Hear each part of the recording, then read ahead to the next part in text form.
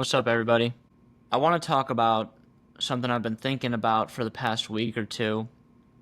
As some of you might have seen, I have been writing a little bit about, I guess a theme has emerged, that being industry and like hard work, because I've started to feel better as I've been doing more of the things that I've been wanting and needing to do. Right? Like I moved home because, for lots of reasons. One being that I needed stability and I needed to start building something and moving forward meaningfully and like investing in myself. And I needed stability to do that. I needed to be in one place. I needed to have a house or, at least a bedroom and a kitchen. I need to be, obviously near my family, but I've in essence been doing these things that for so long I was unable to do, that I was unable to start moving forward with because I was moving all over the place, basically. And as I've been building myself into this routine, as I've been slowly and steadily inching my way forward, whatever, crossing things off the to-do list, getting better at selling life insurance, getting better at writing, posting more, getting back into my writing routine, getting back into the gym regularly. Not that I ever wasn't working out, but, doing these things that I've been wanting and needing to do, I feel a lot better. A lot of this stuff, and I'm not, I guess you would say, there yet, but I do feel a lot better. And a lot of this stuff was pretty overwhelming because I had a lot of stuff on my plate. And, like, my mental health, I'd say, wasn't the best. Not that I was super depressed or anything, but I was just, like, stressed out. And I feel better now.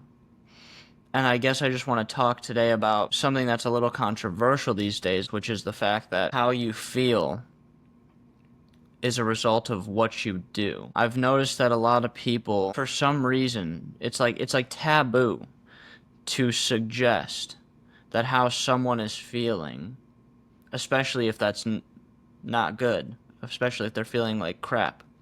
It's become taboo to suggest that they might need to change what they're doing. It's actually pretty crazy, especially if someone is, has symptoms or is some sort of mental illness.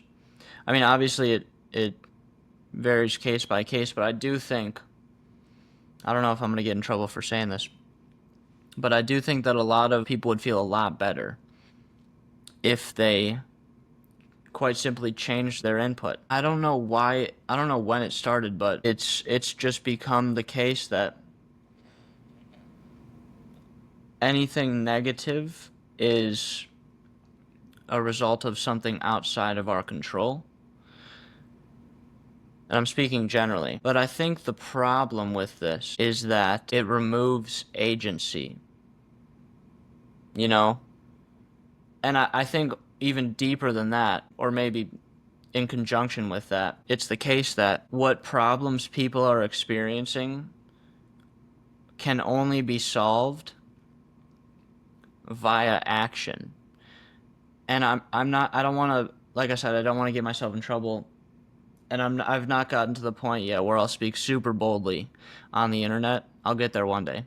But I do think that certain pains, certain problems, certain types of suffering have been mistakenly attributed to something that is out of a person's control, when in reality a lot of these things are within our control. And I'm that's not to say that some of these things, some mental health problems aren't out of our control. I do, I'm not denying the fact that some people are born different and that some people perhaps are, whatever, more prone to suffering from depression or anxiety or whatever the case may be. I'm not going to get into details here, but I do think it is important that people do everything in their power to optimize for things within their control. And for some reason, that's just become so taboo these days. It's become so taboo to say. I mean, I'll speak to what I've been experiencing. I felt like crap. Let's, we'll just call it crap. I felt like crap because I wasn't doing certain things that I wanted and needed to do. I felt like crap because I wasn't spending enough time building my business or whatever. I felt like crap because I wasn't giving enough time to exercising. I felt like crap because I was staying up too late and therefore not waking up early enough, or because I wasn't living the lifestyle that was best for me, whatever, going out too late or not eating the right food. I think that we all have this ideal version of ourselves, this ideal way of living, and obviously it's pretty hard to hit the mark every single day. But I do think generally that the closer we get our routine to, I mean, we all know deep down what's good for us and what's bad for us. And yet we fall victim to these subconscious patterns that dictate our behavior and lead us down paths of self-destructive habits. And I think that the closer we can get ourselves to that ideal state of being, that ideal routine, those ideal habits, the better we're naturally going to feel. And I think ultimately that the only way to feel better sometimes is to take responsibility for our lives and do our best to live up to our vision for what our most flourishing self would be, or what sort of lifestyle our most flourishing self would live. I think, I don't know, people just want a magic pill for everything these days. I'm not talking about like just pills for not feeling good. I'm talking about a metaphorical pill. What I'm saying is that people want a fast and easy solution to their problems. And to suggest that the solution to their problems isn't fast and easy, that they're actually going to have to do something and change something and completely change the way they want to live, or change the way they live. It's like frowned upon. It's taboo, like I said. And I think this leads to a lot of problems that obviously can't be solved if you don't take responsibility for your life, if you don't accept the harsh truths. I read something by Annie Dillard this winter. It was in her book, A Year of Magical Thinking. And she talked a little bit about how people have become people don't have a relationship with death anymore. Death is something that happens away from us. And so we don't know how to deal with it. Because we're not responsible for, we're not responsible for obviously caring for super sick people. That's been outsourced to hospitals. And then dealing with death obviously has been outsourced to the hospital system and then to, the funeral home system. It's just a foreign concept to people. The point being that I think the realities of the world, of life, have been, because we've outsourced the solutions in the name of convenience, I think people lack a relationship with reality. And I think that makes it very difficult we can only remove ourselves so much from these problems before it becomes impossible, before we can remove ourselves anymore. I don't know if I said that correctly. I think you get what I'm saying. I've just got to jump in real quickly because I lost my train of thought while I was recording. What I was trying to say is that at no point will we ever be able to solve all of our problems with some magical pill. At the end of the day, we're still humans, and we still need to do what humans do, in essence. There will never be a point at which we can be perfectly content, floating around like characters in WALL-E, the movie Wall-E with the robot, where they're floating around, or I don't know if they're floating around or rolling around, and they're in their chairs and they're just watching a screen all day and eating whatever tastes good, and they're just perfectly content, and they're, you know, there's never going to be a point at which there's some formulaic input and output for perfect contentedness. If we want to live a fulfilling life, we must act. There's never going to be um, a magical solution for all of our problems that's going to make all the pain go away. We have to actually take action if we want to live a better life. I don't know if that makes perfect sense, but I just needed to add some clarity because what I was saying just didn't make sense because I lost my train of thought. Like at some point, it's going to be impossible to supplement the solution. So perhaps we almost need to go overboard to see that the only solution is the original solution, how people have always dealt with these sorts of problems.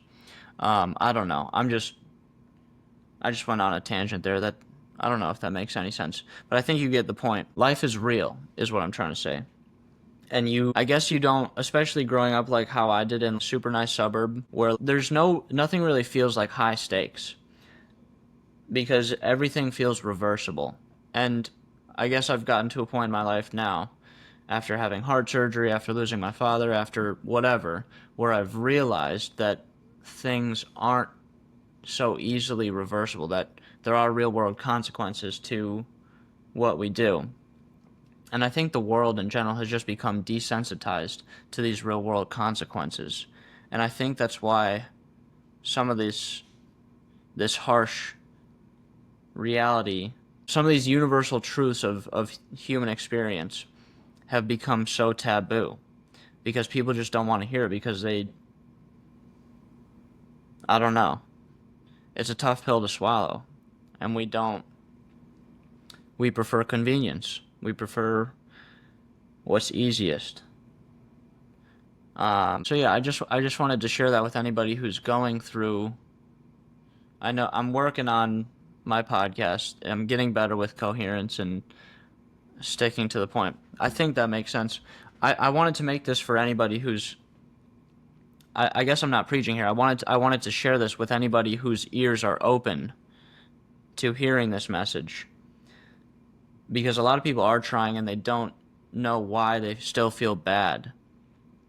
And sometimes the solution is, I think almost 80% of the time, at least, we know what we have to do. We just have to do it.